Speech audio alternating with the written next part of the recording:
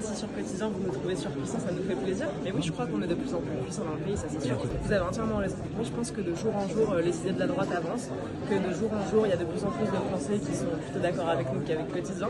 Et ça fait plaisir de voir que vous avez la lucidité de le reconnaître. Je pense que vous l'avez vu, il y a de plus en plus de Français qui sont sensibles à ces idées, qui veulent le redressement du pays.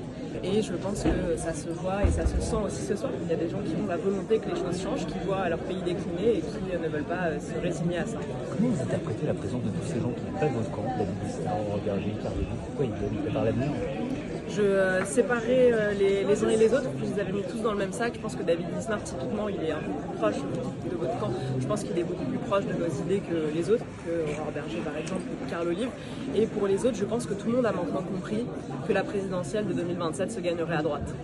Et donc ils viennent voir la droite parce qu'ils ont compris que la masse du peuple français était là, que de plus en plus de Français étaient d'accord avec nous et que eux s'étaient trompés il y a quelques années, notamment en soutenant Macron, mais qu'aujourd'hui la victoire passerait par le fait de reconnaître enfin aux Français les aspirations qu'ils méritent. Merci beaucoup. Merci à vous.